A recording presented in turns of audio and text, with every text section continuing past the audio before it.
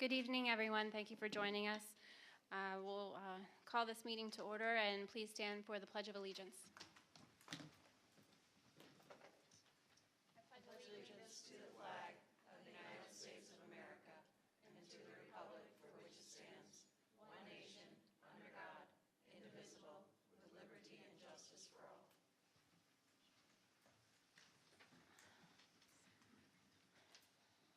All right, Sarah, would you please call the roll call? Mercedes Evans. Here. Thomas Fink. Here. Michelle Forbes. Here. Jennifer Hoover. Here. Tim Jackson. Here. Luisa La Sava. Emily Smith. Here. Thank you. Quorum being present, we'll proceed, which brings us to our first round of public comment. If you have public comment, please come to the podium. Please state your name and address and limit your comments to 3 minutes.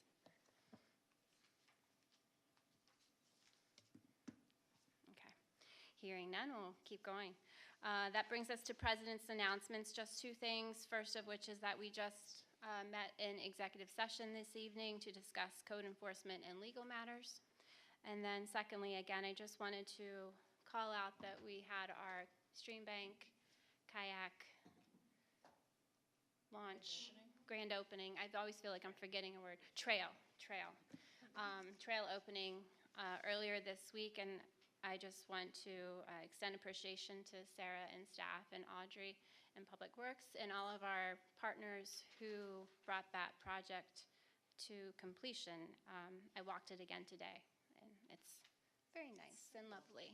Okay, so just kudos to everyone involved in that, and all of those residents and all those partners who joined us in person also. That brings us then to the appointment of Junior Council Member Estelle Weibelsberger for the 24-25 academic year. Mr. Tubbs, would you like to say a few words, please? Thank you, everybody.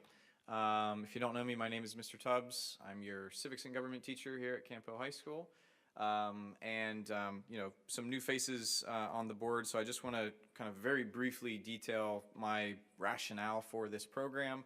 Of course, it's not my program. It's actually ran through the Pennsylvania Association of Boroughs, and we are just kind of really kind of getting involved in it as a regular operation here. So we started it 3 years ago, and I'm extremely thankful for the borough continuing to be a partner here in civic education, placing a high school student as a junior member on the board. The goals of this are strictly educational. I'm a big believer that education, especially civic education, has to extend beyond the classroom walls. It has to. And so getting students involved in the daily workings of a community are critical. So the goals that we have, or that I have as an educator, and you know, for you as partners, is strictly learning, possibly more engagement if the student is interested, you know, the borough has been generous to extend offerings to committee meetings and things like that as well. So I leave that more up to the student initiative. Learning, of course, is the number one objective in learning how the things operate. And then beyond that, just kind of personal and future potential professional connections, teaching students the importance of that, you know, developing those things well. So I know Josiah was a nice addition. I heard great reports back from him. He seemed very motivated and interested, and he continues to be so. So I think he's a good example of somebody who can really benefit from a program like this. So we have Estelle Weibelsberger, who's going to take his place. Estelle served last year as the student representative on the Planning Commission, and she came to me and expressed interest because Planning Commission had kind of a slow year last year as far as regularity of meetings and things like that. So she expressed to me that she desired a little bit more engagement. And so I offered her to kind of fold into this position at the end of Josiah's year here. So Estelle's a junior. She is a very motivated student. She is someone who's currently in my AP United States History class and is active. She plays field hockey. She's involved, at least starting this year, in my National History Day Club. She's a member of the Youth and Government Club, which is another club that we have growing at exponential rates at Camp Hill High School. And I'm looking forward to see her as an addition here as a junior council member and seeing what she can learn from all of you wonderful people. So thank you very much for being partners in this. If you have ideas for how to make this better, or if you have ideas for any other types of learning initiatives that involve the borough, please reach out to me. I'm always very excited to be a part of that and to get us involved in every way we can. So thank you. Thank you, Mr. Tubbs. Estelle, would you like to introduce yourself or say anything? Okay. And yes, Josiah served admirably, and we appreciated his participation. Any other discussion before we consider the appointment? No? Okay. Is there a motion and a second to approve the appointment of junior council member Estelle Livelsberger for the 24-25 academic year? I heard Emily move and Mercedes second to consider the appointment of Estelle. All those in favor say aye. Aye. Any opposed? All right, Estelle, your appointment is approved unanimously. You are welcome to come up and sit with us if you would like.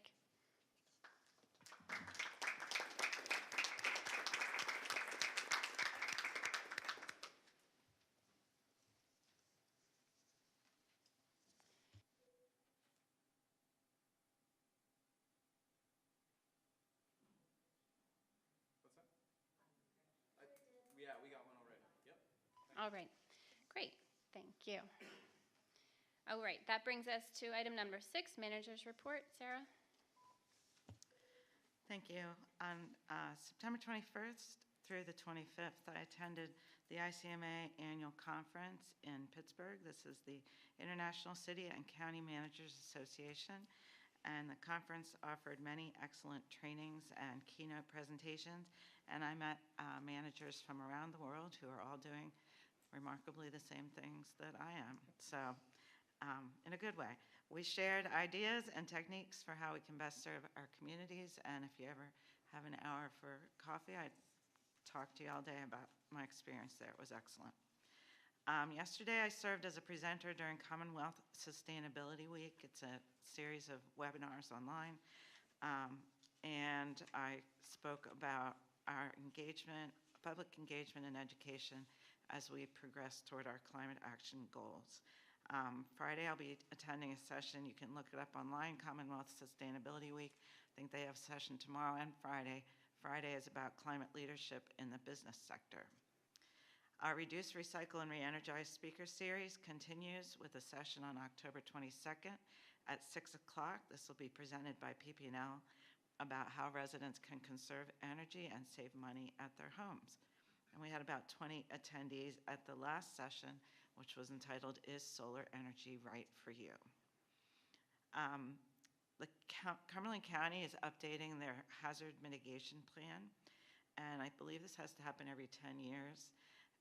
The municipalities then will be asked to adopt the county's plan, and by doing that, we demonstrate our emergency readiness, and it's also required for eligibility for FEMA funds that you have a hazard mitigation plan. So we have been working diligently on that. We completed a community capabilities assessment, and we identified some possible flood mitigation projects, which we've been talking about at the Stormwater Authority. So that's been ongoing. And a final reminder, and maybe Emily will mention this too, any track pass that has not been renewed by phone or email has now been deactivated. Residents who did not renew their card will not be able to use it to enter the track gate until they contact the office. Cards are free for residents unless you'd lost yours, and then it's $5 to get a new one, but the use is still free indefinitely. We just need the number on the card, and we can reactivate it easily. The project to remove unused card numbers from our database has been in progress for almost 6 months, which is crazy. And we deactivated over 2,000 cards, which should allow the system to function without glitches. It was very much weighed down by those extra names. So we have had several people that called and said, my track pass doesn't work. So there's a big sign on the gate that says, track pass doesn't work? Call this number. Saturday, they're not going to be happy, but that's the situation with the track passes. So thank you. Thank you, Sarah. Next is our mayor's report. Thank you. The police reports in your packet for the month of September, the police responded to 974 calls for service. The year-to-date total is 8,463. Fire department responded to 34 calls, and we spent 45 hours on those calls, 45 man-hours. 2 Sundays ago, the fire department, we attended a live fire training at the Hack Public Safety Facility. We're about to start our annual vehicle rescue training. Fire prevention, we are in the middle of presenting to all the school students in town this week and next week. We have an open house on the 19th here in front of the station from 10 to 2. Everybody's invited. It's free food. CAPCOG has a public safety committee meeting coming up on November 18th, which I'll be attending at Hampton Township building. That's the report. Thank you, Mayor. That brings us to our engineer's report. Good evening, Council. I have 4 projects to discuss with you this evening and lots of action items for you. So the first of those being the 2024 curb ramps project. At this point, the contractor has addressed all our punch list items, and the project is at the final completion status. So the first of 2 action items for this evening would be the approval of change order number 2 in the amount of negative $2,224.27, and that's just to reconcile the final installed quantities versus what the bid amount was. And then the second is going to be a conditional approval of application for payment number 3, which will be the final one, in the amount of $5,307.80 to CPA Pavement Services. And that will be conditioned upon the receipt of all the contract closeout documents and approval by the funding agency. Second project being 2024 paving. Again, the contractor has completed all our punch list items, and they have applied the contract closeout documents. So first action item will be approval of change order number 1, an amount of $2,395.51. And that was providing some additional striping on some 34th Street crosswalks, as well as putting some hatching and a no parking label in Siebert Park at the new pump station. Change order number 2, that's going to be in the amount of negative $8,921.82. And again, that's just reconciling the final quantities versus the bid amounts. Finally, we have approval of application for payment number 2. Again, that will be the final payment, and that will be in the amount of $34,349.51 to EK Services, as well as closure of that construction contract. For the Camp Hill Streetscape project, we're nearing completion of Phase 5. Going to have our substantial completion walkthrough for that individual phase next Tuesday, and then they will be moving on to Phase 6. Unfortunately, the contractor did get delayed just with basically the 2 straight weeks of rain we had there, but they are still planning to be on track for that substantial completion date for the entire project by November 15th. So one action item for that one this evening, that would be approval of application for payment number 6 in the amount of $208,758.26 to York Excavating. And lastly was the Siebert Park Stream Trail and Kayak launch. There again, contractor has completed the installation of the plantings, which was our final punch list item there, and we have reached final completion status, which allowed for the grand opening this week. So we have some actions there, and the first is going to be approval of application for payment number 4 in the amount of $129,271.47 to AARRC, and that would be conditional upon reimbursement from the Stormwater Authority in the amount of $63,560.83. Just for a note, that application for payment did come in late for last month's meeting. That's why we will actually have 2 applications for payment this month. Second item would be approval of change order number 1 in the amount of negative $142.48, and that is again reconciling the final quantities versus the bid amount. Third item being the approval of application for payment number 5, and that will be the final, in the amount of $24,211.05, condition upon the receipt of the contract closeout documents and reimbursement by the Stormwater Authority for that entire amount. Just another note again, that final payment does include a small offset in the amount of negative $735, and that is to cover the temporary bypass pumping that was needed on the force main during construction. Thank you.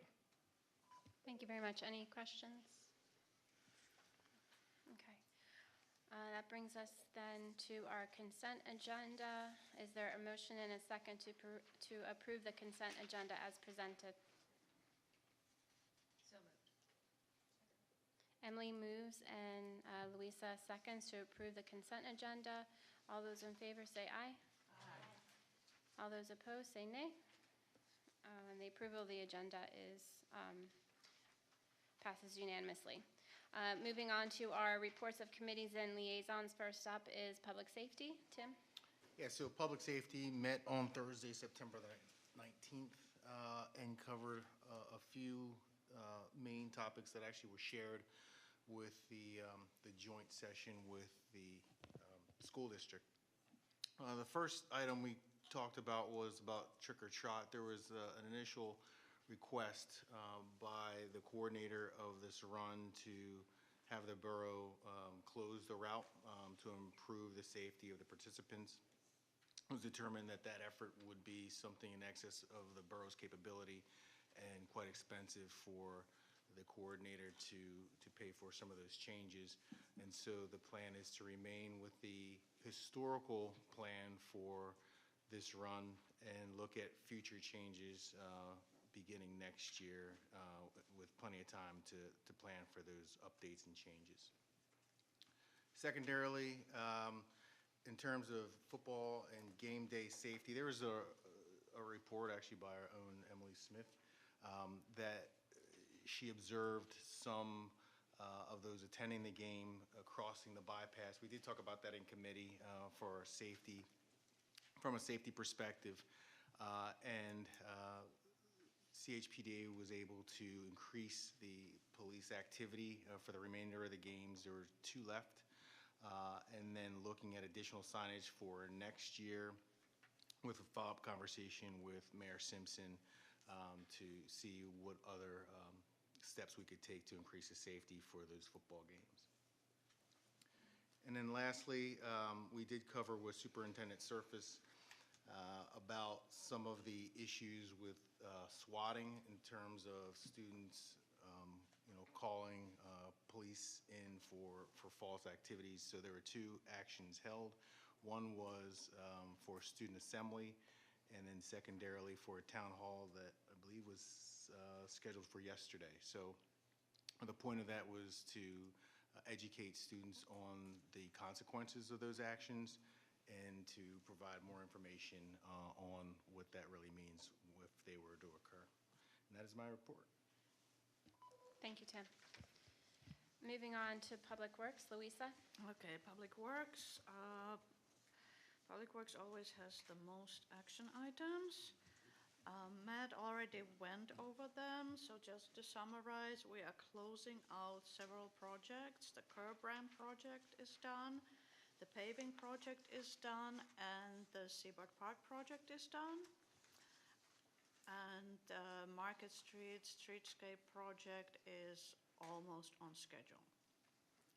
Apart from the action items, we discussed a few more things at the last Public Works meeting. And so the one thing I want to emphasize is that we are investigating a possibility of a pedestrian crossing over the bypass at Lincoln and Logan Streets. And in order to see whether that's even feasible, we're going to do traffic counts for the 2 vehicular right turn lanes at that section. We're going to count on one weekday and one Saturday to find out how many cars turn there, if it's low enough that we could potentially eliminate those right turns. And that is all for Public Works. Thank you, Louisa. That brings us then to already Community and Business Relations. Michelle? So we met on September 17th at 4. We discussed Miracle on 24th, getting some volunteers together and having a meeting. We did have a meeting of the volunteers that have already agreed to help out. We are always looking for more volunteers. Our next meeting, if you would like to come for Miracle volunteers, is on November 14th at 4. And Miracle on 24th is in December 7th from 12 until 4 p.m. I think that there's a link, or you can email Julie or whatever to get on to get the spreadsheet of the areas that we could use help with. We also have our Birdtown meeting coming up on October the 22nd at 1 p.m. And it'll be the first meeting. And if anybody else would like to join Birdtown, the Birdtown Committee, please show up at that meeting or contact Sarah or me. Our next meeting is October 15th at 4 p.m. That's everything we have. Thank you, Michelle. Next, Parks and Recreation. Emily? Thanks. Okay, a couple mentions. Registration is currently open for youth basketball, so go to the website to sign up. We are also accepting applications for the Volunteer of the Year. We need those applications in by November 1st. Also, there's one opening on the Recreation Commission for this coming year, and we need those applications by December 1st. Now let me tell you about all of the activities we've been busy with. I feel like Audrey really has it together with all of the volunteers. I've seen all the lists. I feel very confident that we're going to have lots of great activities. So upcoming, we just had the grand opening celebration down at Seabrook Park. It was lovely. The Halloween parade is October 28th at 6 p.m. Trick or Treat is October 31st from 6 to 8 p.m. If inclement weather, it will be held on the following Saturday from 6 to 8 p.m., rain or shine. If there is inclement weather, a decision will be made by noon and posted on our website and social media. Hopefully that limits questions in case there's rain. Hopefully this beautiful weather continues right through the end of October. That would be amazing. Coming up in December, we have a couple things. The holiday tree lighting is December 5th at 6 p.m., and that will be in conjunction with the Downtown Camp Hill Association's Holiday Evening Stroll. And then Parade of Lights for Toys for Tots is December 6th and 7th from 6 to 8:30 p.m. on both those days.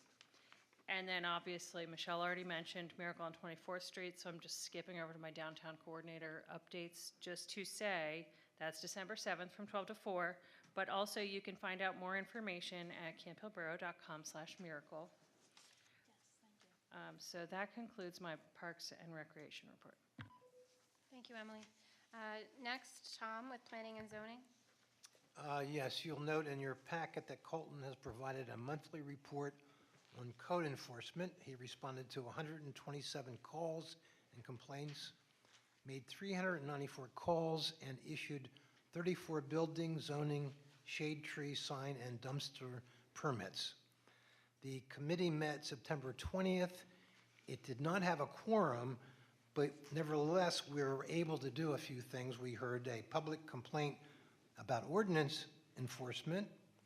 We noted that ADM Mills was asking for an extension of their land development plan. That will be an action item.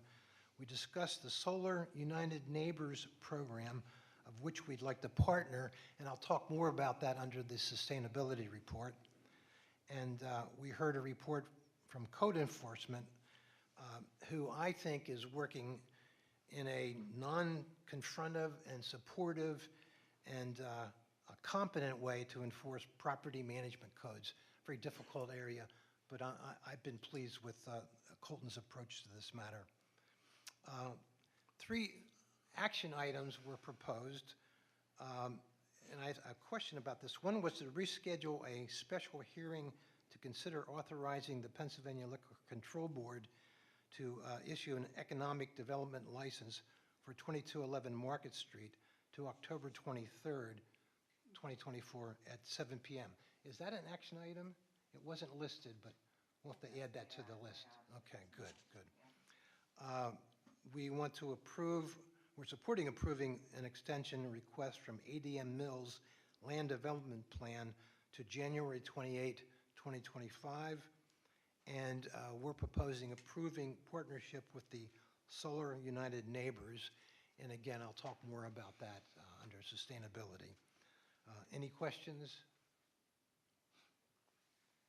The next meeting of Planning and Zoning is scheduled for October 18 at 8:15 a.m. And that's my report. Thank you. Thank you, Tom. Then Administration and Finance, Mercedes. Great, thank you. Our committee met on September 30th, and we talked about a couple things. One is an action item to consider a resolution to dispose of records. So the Municipal Records Act allows the borough to dispose of old documents. So some of the things on the schedule of records to be disposed are like park use records, pool records, incident reports, and they all have different timelines that we have to keep them. We also talked about the MOU with the library. So there's 2 action items, but they're related. One is to consider the MOU with the library, and what that is that it's pretty much saying that the library is going to handle all the administrative lift that's tied to the resolution to apply for a Keystone grant on their behalf. Does that make sense? So we're applying for a grant on their behalf, but they're going to do all of the administrative work. And this is to help them get funds to upgrade the facilities. And we're also going to have a budget presentation from our finance director. So if you want to come up.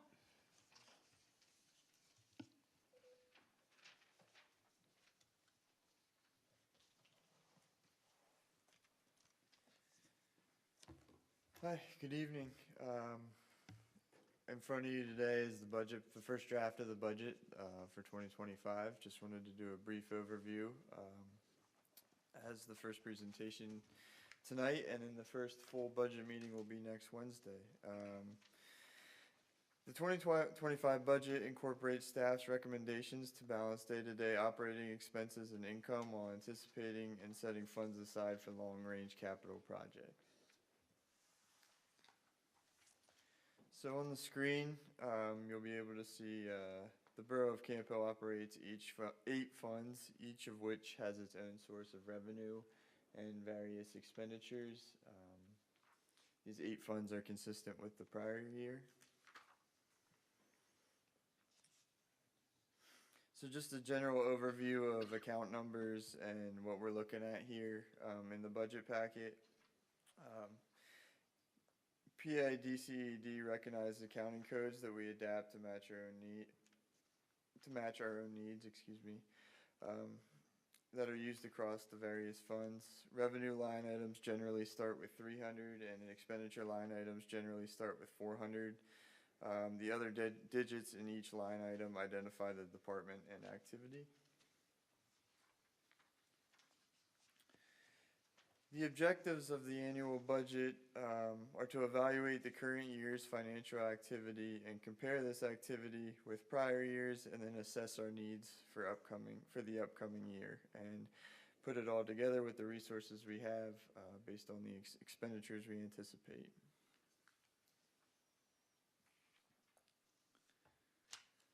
The largest of our funds is the general fund. Our general fund revenues include real estate and income tax, fees from licenses, permits, charges for service, and various grants, primarily state grants. Almost all salaries are budgeted and paid for from the general fund. Most departmental operating expenses, including administration, public safety, codes, public works, and recreation, are paid out of here. And in the budget in front of you, the first draft has proposed expenditures of over $6.9 million.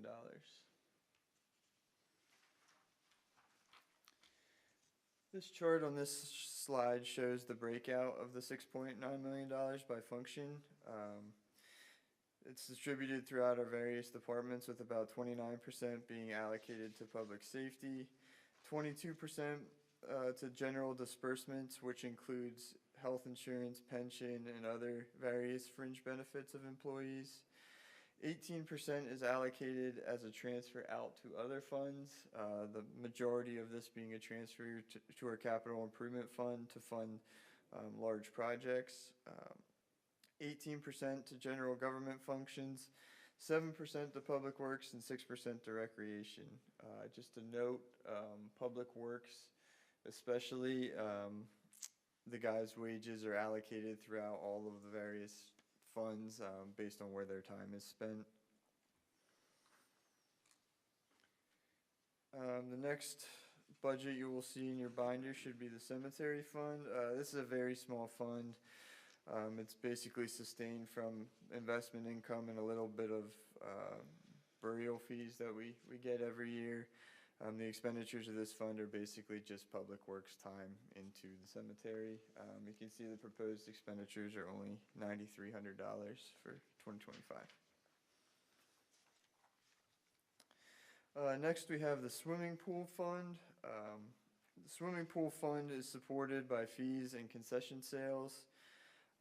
Our swimming pool fund is not budgeted to receive any subsidy from the general fund in this year, so the fees are set to match the expenditures that we have in that fund.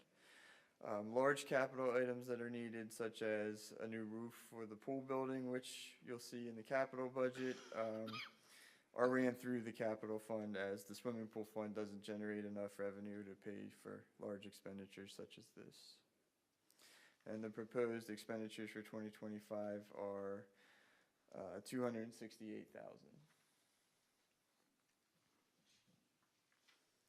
Next, we have the liquid fuels fund. This is the money we receive from the state tax on fuel. This fund is audited every year, and there's very specific things we're allowed to use this money for. Primarily in the borough, we use it for street lighting, but in 2025, we are budgeting some microsurfacing out of this fund as well. So you can see the budget is $410,000.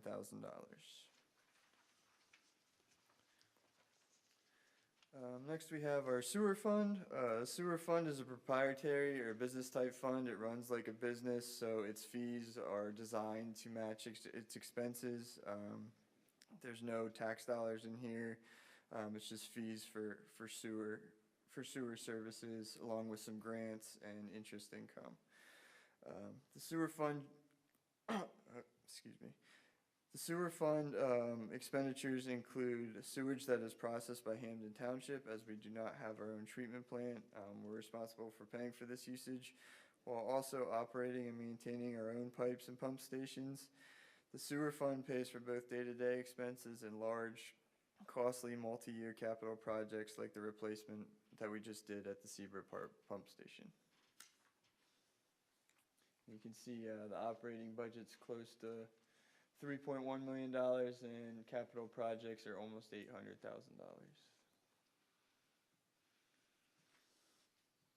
Waste fund, this is for trash and recycling. Our expenditures and revenues match in this fund. We bill residents what we get billed by Penn Waste. So this fund's not designed to make any money. We bid our recycling and trash hauling contract at the end of 2022, which was awarded to Penn Waste starting in April of 2023. At that point, I know residents could probably remember there was a large increase in trash fees. That contract runs through March of 2026 with a small increase every year. So that is reflected in the 2025 budget based on the contract that's currently in place.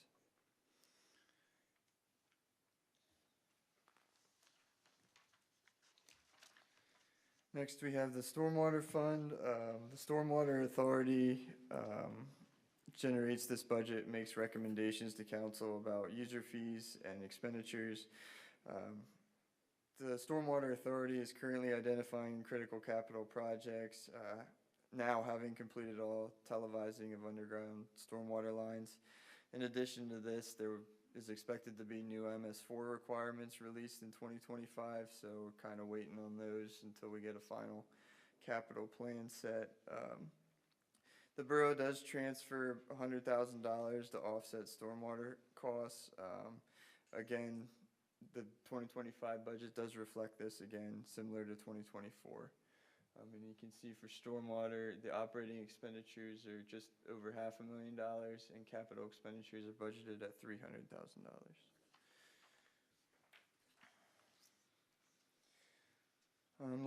Last fund, we have the Capital Improvement Fund.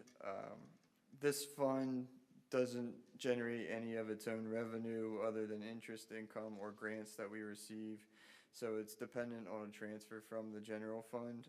In 2024, we transferred $1,150,000 into the Capital Improvement Fund. In 2025, we have proposed a transfer for just shy of that, $1,125,000, due to the capital projects we anticipate.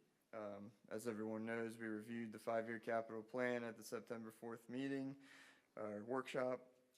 These numbers have been adjusted slightly since that conversation in order to add projects that weren't foreseen at that point and to make other adjustments just from more known numbers.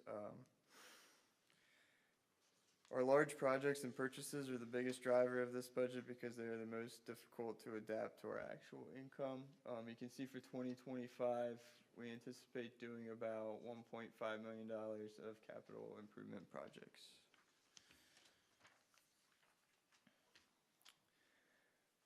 The next steps, I can briefly touch on these. You have the binder in front of you. Our first actual budget meeting's next Wednesday at 6 o'clock. These binders have been expanded to show 3 years of actual or projected expenditures. These are constantly changing numbers, so as we move along here, these numbers will be updated as we go to get the most accurate reporting information. And by this time next month at the November meeting, we will be hopefully advertising our proposed budget. And as you can see, there's a timeline.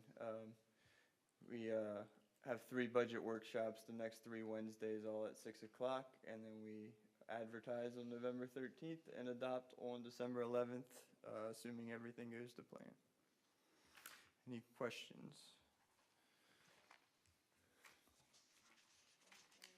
Thank you.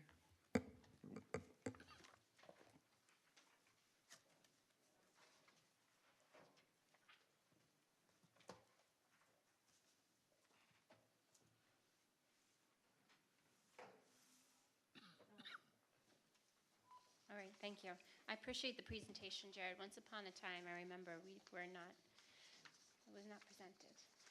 So, every year I am reminded of, yeah. I appreciate the color coding. Thank you. Just brings back memories. Moving on to our reports from our liaisons. Borough School District, Tim, I know you've already spoken about it a little bit.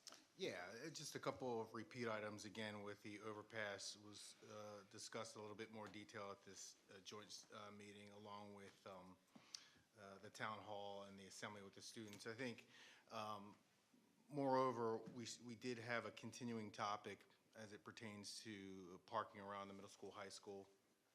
And exactly one of the reasons why this partnership and committee exists is for reasons as the follows, in terms of trying to partner with the school district for budgeting purposes, planning purposes, and in particular in this case for parking as it relates to not only the borough streets, but then the area around the middle school, high school.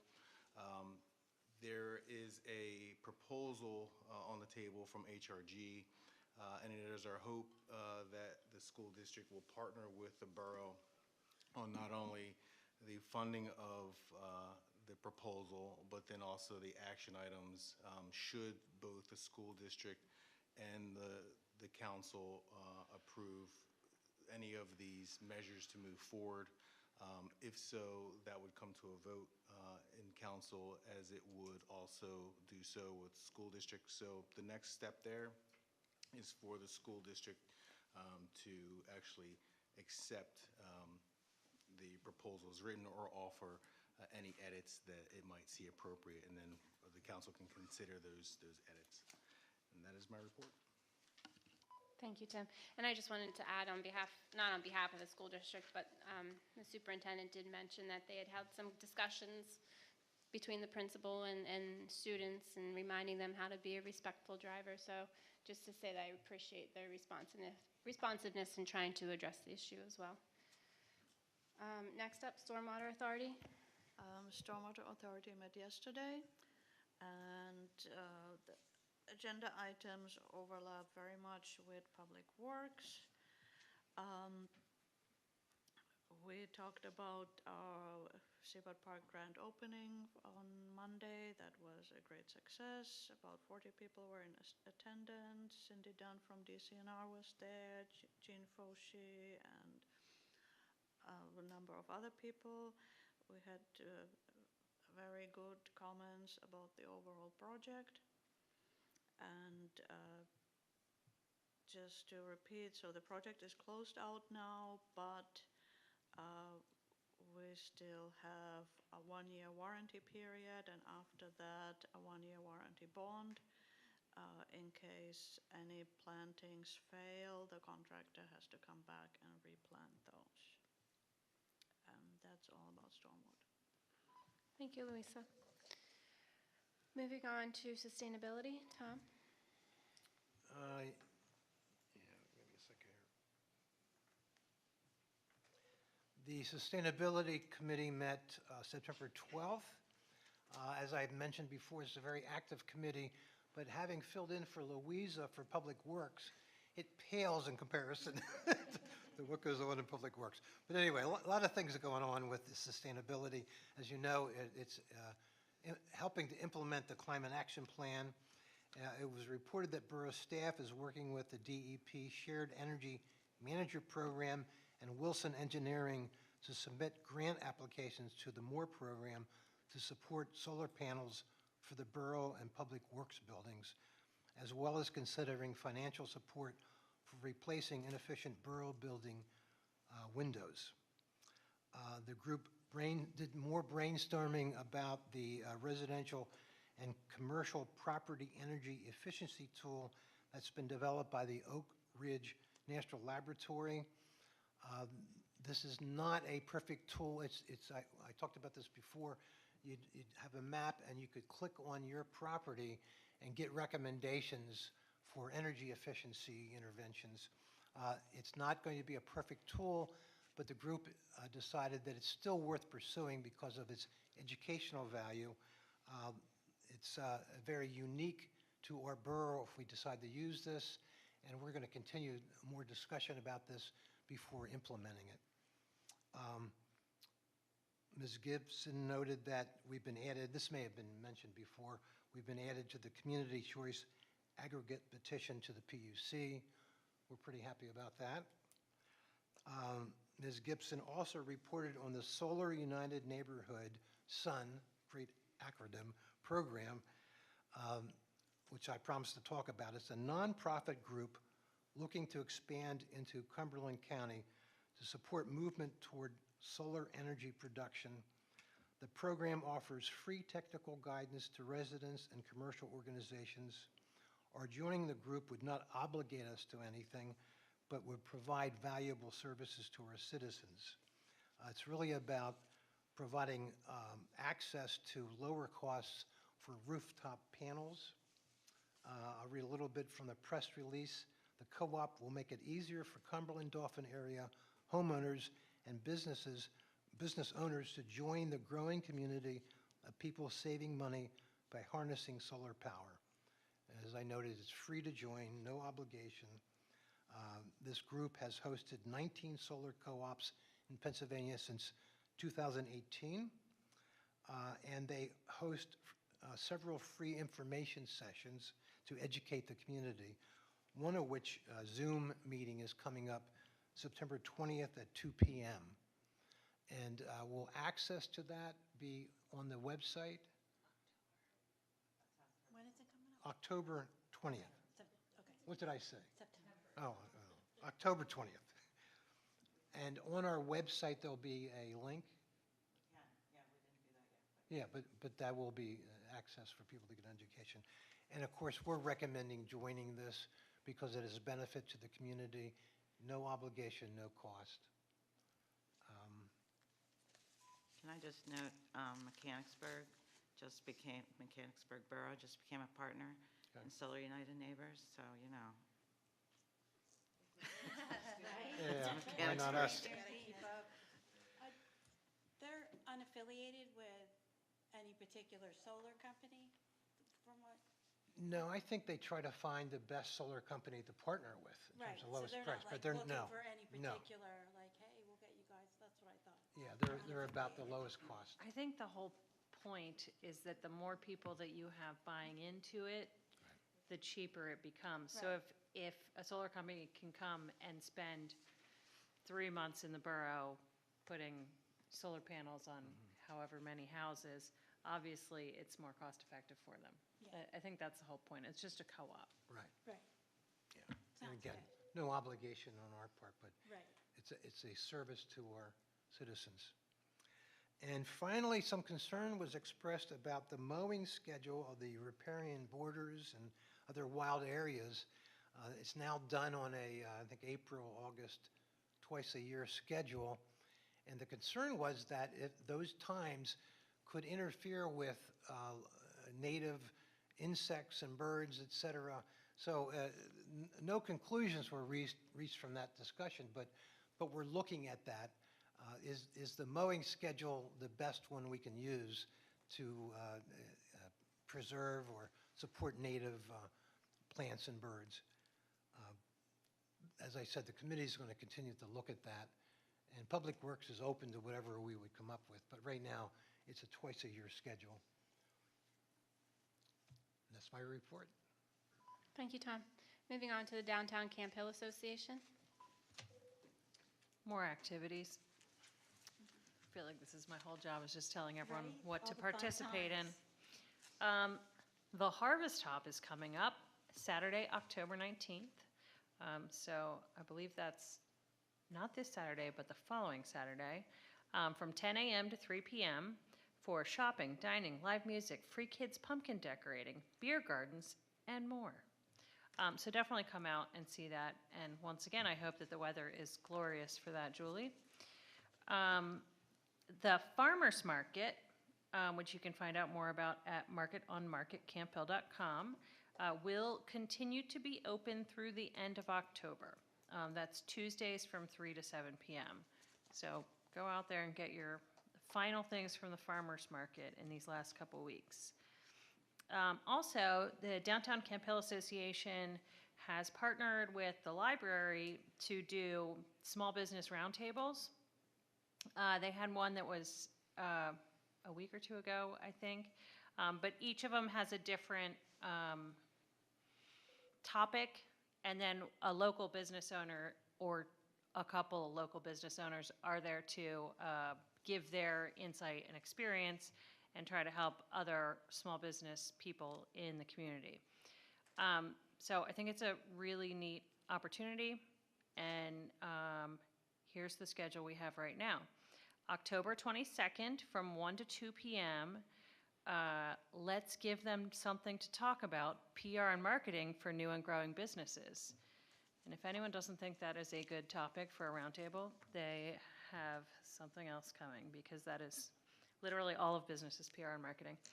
Anyways, also on November 8th, this is the other part of business, right?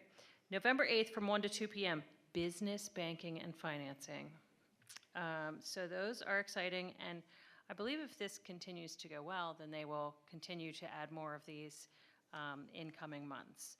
So to register to go to those, you go to downtowncamphill.com and then Business and Career Center at Frederickson Library. And the only other thing I had on here was Miracle on 24th Street, which I already talked about. Alrighty. I did hear some of us can control the weather. Okay, moving on. Capital Region, Frederickson Library Board first. Right, this is perfect, seeing as the library is partnering with everyone. So the library is going to have a fundraiser on, where's my date? The 15th, I think, of November. Oh, that's Capricorn. I think it's the 15th.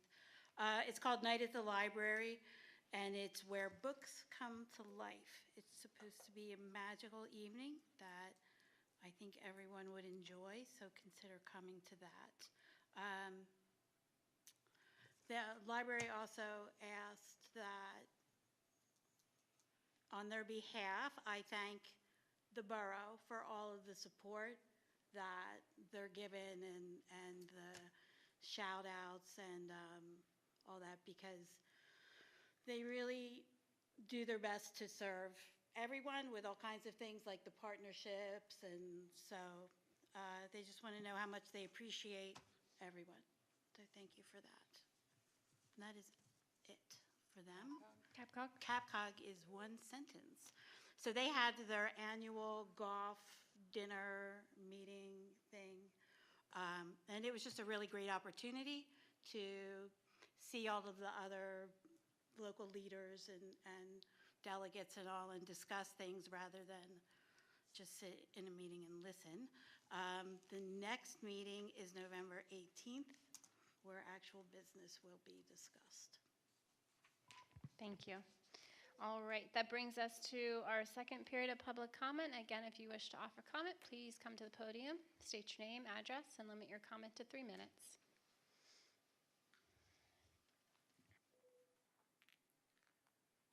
Hello, my name is Josiah Garber. You guys should probably know that. I live on 2320 Page Street. I'm just here, because you guys know me from the last meetings and stuff, but I'm here to congratulate Estelle, passing on the torch to her. Super excited for her. It's going to be a lot of fun. You're going to learn a lot of things. I also wanted to say thank you for the opportunity that you guys gave me. I learned so many things, and it was just a good experience, and I made good connections. So yeah, I appreciate that very much. And sometimes, I would hear a word that throughout council and stuff like that, and I'd be like, oh, that's such a cool word. Like, I know what that means now, right? Because I'm on council and I'm learning all this stuff. And then I'd hear it somewhere else, and I'd be like, oh, I know what that means. And then people would talk about it, and I'd be like, wait, I actually don't know what that means. I don't know exactly what it means. But I hear more words. I pick up some of them. I don't pick up all of them, but I picked up a lot, and I learned a lot, and I really appreciated the opportunity. And I'm stoked for Estelle. You're going to have a lot of fun. And yeah, thank you guys.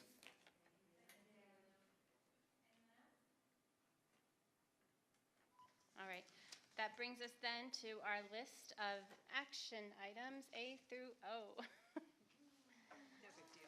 All righty. Get your motions ready. Okay, let's see. 12A, may I have a motion and a second to approve change order number 2 in the amount of negative $2,224.27 to reconcile the final installed quantities with the bid amount for the 2024 curb ramp project. Second. Louisa and Michelle, motion and second to approve change order number 2. Any discussion? All those in favor say aye. Aye. Any opposed? The motion to approve change order number 2 passes unanimously. Item 12B, is there a motion and a second to approve application for payment number 3, the final payment in the amount of $5,307.80 to CPA Pavement Services Incorporated, conditioned upon the receipt of contract closeout documents and approval by the funding agency for the 2024 curb ramp project? Tim moves, Mercedes seconds. Any discussion? All those in favor say aye. Aye. Any opposed? The motion to approve application for payment number 3 passes unanimously. Item 12C, may I have a motion and a second to approve change order number 1 in the amount of $2,395.51 to provide additional striping at the 34th Street crosswalks and a no parking area near the Seabird Park pump station for the 2024 paving project. So moved. Emily moves, Michelle seconds. Any discussion? All those in favor say aye. Aye. Any opposed? The motion to approve change order number 1 passes unanimously. Item 12D, may I have a motion and a second to approve change order number 2 in the amount of negative $8,921.82 to reconcile the final installed quantities with the bid amount for the 2024 paving project. So moved. Michelle moves, Louisa seconds. Any discussion? All those in favor say aye. Aye. Any opposed?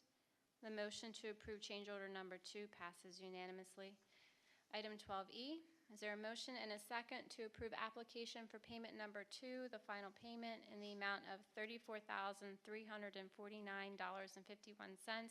to EK Services Incorporated, enclosure of the construction contract for the 2024 paving project? So moved. Emily moves, Michelle seconds. Any discussion? All those in favor say aye. Aye. Any opposed?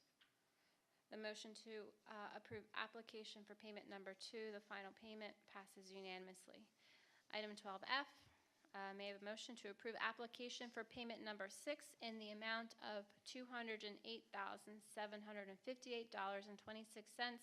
to York Excavating Company, LLC for the Market Street Streetscape Project. Louisa moves. Is there a second? Second.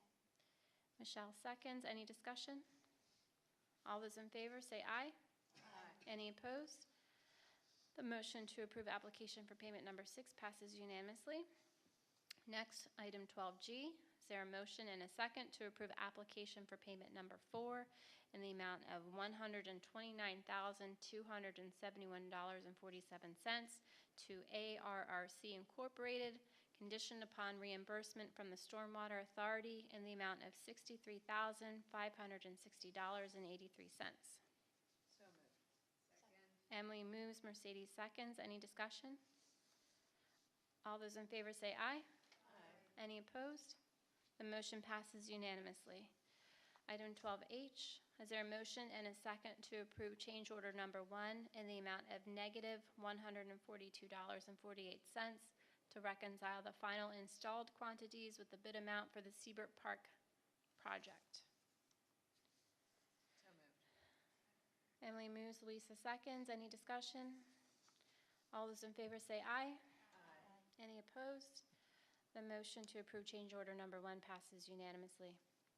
Moving on to item 12I, may I have a motion and a second to approve application for payment number 5, the final amount, in the amount of $24,211.05 to ARRC Incorporated, conditioned upon receipt of contract closeout documents and reimbursement by the Stormwater Authority in the same amount. Second. Tim moves, Michelle seconds. Any discussion? All those in favor say aye. Aye. Any opposed? The motion to approve application for payment number 5 passes unanimously. Next, item 12J. Is there a motion and a second to reschedule the special hearing to consider a resolution authorizing the Pennsylvania Liquor Control Board to issue an economic development license for 2211 Market Street to October 23rd at 7 p.m.? Mercedes moves, Tim seconds. Tom, yes, thank you. Any discussion? Yeah, I would just mention, I think I said this before, the idea of a high-end restaurant at that location has an appeal because it could make Camp Hill a go-to place. We have, another restaurant and coffee shops and so on. So I hope this goes through, and I hope as the project was explained to us in planning and zoning, it can be implemented the way it was suggested. I think is a good thing. And I certainly support extending the time. Thank you. Yes, we look forward to the hearing and hearing more about how it can add to the economic atmosphere of our community. All those in favor say aye. Aye. Any opposed? The motion to reschedule the hearing passes unanimously. Item 12K, may I have a motion to approve extension request for ADM Mills Land Development Plan to January 28th, 2025. So moved. Emily moves, Tom Second. seconds. Any discussion? All those in favor say aye. Aye. Any opposed? The motion to approve the extension request passes unanimously. Next, item 12L. Is there a motion and a second to approve the partnership with Solar United Neighbors? So moved. Second. Tom moves, Michelle seconds. Could be Louise. Any discussion? Who wants the second? Louisa wants the second. Alrighty. Tom motions. Mercedes, no, sorry. My pen and my head were doing two different things. Tom motions. Louisa seconds to approve the partnership with Solar United Neighbors. Any discussion? All those in favor say aye. Aye. Any opposed? The motion to approve the partnership passes unanimously. Item 12M, may I have a motion to approve resolution number 2024-11 to authorize the disposal of records? So moved. Michelle moves. Second. Tim seconds. Any discussion? All those in favor say aye. Aye. Any opposed? The motion passes unanimously to approve the disposition of records. 2 more items to go. Item 12N, may I have a motion to approve the memorandum of understanding with the Frederickson Library? Second. Mercedes moves, Michelle seconds. Any discussion? All those in favor say aye. Aye. Those opposed say nay. The motion passes unanimously for the memorandum of understanding. Lastly, item 12O, is there a motion and a second to approve resolution 2024-12 to apply for a Keystone Grant for public library facilities? So moved. Michelle moves. Mercedes seconds. Any discussion? All those in favor say aye. Any opposed? The motion passes unanimously to approve the resolution. That brings us to our last and final period of public comment. Anyone wishing? Going once, going twice? No, okay. All right, thank you. Any closing remarks by council members? Welcome, Estelle. We're very excited to have you here. And I would just like to share as a public service announcement, Tuesday, November 5th is Election Day. I received a very nice mailer today reminding me of some very important deadlines. October 21st is the date by which voter registration must be received by the county. October 29th is your deadline by which to vote by, or to request your, no, to vote by mail and absentee, no, I was right the first time. To request the ballot. To request your ballot either by mail or by absentee ballot. And then lastly, of course, November 5th is Election Day. Please submit your mail ballots. By 8 p.m., they must be received by that time, or make your plan to vote in person. Thank you. Anything else? I have one thing. Please do not put your leaves out at the curb before October 21st. That is, a lot of people are raking leaves to the curb, and we are not sweeping leaves, so they're going to be laying there and jamming up the inlets. My only other comment that I didn't mention, the Bee City Committee is having a plant swap also on October 19th. If you need something to do on October 19th, you're going to find it in Camp Hill that day. So 9 to 11 in the morning, right out here at the Pollinator Garden. If you have any plants at home that you'd like to split out and bring them in and swap with others, it's all free, it's all fun. October 19th. Louisa? Okay, I'd just like to welcome Estelle, and I would encourage you to also attend committee meetings as your schedule allows, because those are very informative and will help you understand what's happening here. Okay, anything else? Okay, thank you, everyone. Meeting adjourned.